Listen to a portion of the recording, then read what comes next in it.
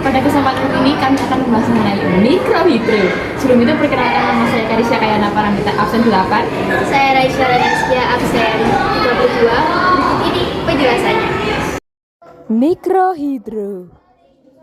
Nah, mari kita mengenal apa itu mikrohidro. Mikrohidro atau yang dimaksud dengan pembangkit listrik tenaga mikrohidro atau PLTMH adalah suatu pembangkit listrik skala kecil yang menggunakan tenaga air sebagai tenaga penggeraknya.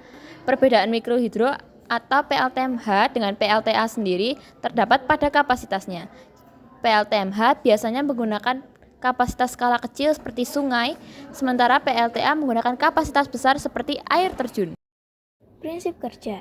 Prinsip dasar dari pembangkitan listrik tenaga mikrohidro adalah transformasi energi dari energi potensial yang ada pada aliran dan ketinggian menjadi energi mekanik dan energi listrik.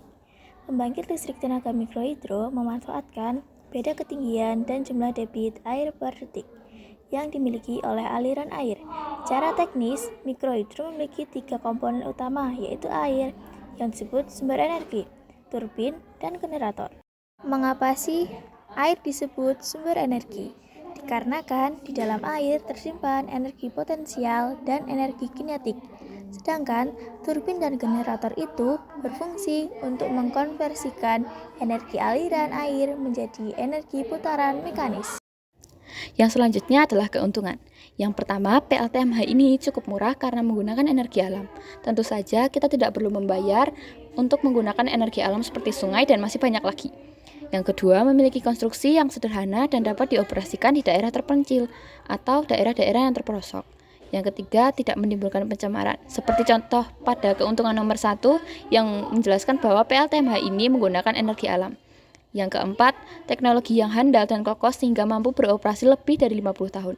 Dan yang kelima, teknologi PLTMH merupakan teknologi ramah lingkungan dan terbarukan. Hal ini juga sudah dijelaskan pada keuntungan nomor 1 dan juga nomor 3, di mana menyebutkan bahwa PLTMH tidak menimbulkan pencemaran yang berakibat merugikan warga sekitar atau merugikan penggunanya. Kerugian. Yang pertama, ada investasi awal relatif besar. Itu seperti modal kita itu cukup besar untuk membuat mikrohidro tersebut. Yang kedua, ada bermasalah saat kemarau tergantung debit air. Itu dikarenakan pada musim kemarau sumber airnya menjadi berkurang. Yang ketiga ada berpotensi menjadi teknologi yang konsumtif. Itu seperti masyarakat seperti menjadi ketergantungan pada bahan instan. Nah, berikut ini adalah contoh gambar dari PLTMH. Di Indonesia yang mungkin masih ada daerah yang belum dialiri listrik. Dulu hal ini juga terjadi di Desa Gunung Sawur, Lumajang, tidak ada listrik. Ya, namun sekarang ini desa di kaki Gunung Semeru ini tidak gelap lagi. Semua berkat teknologi mikrohidro yang digagas warga Desa Gunung Sawur sendiri.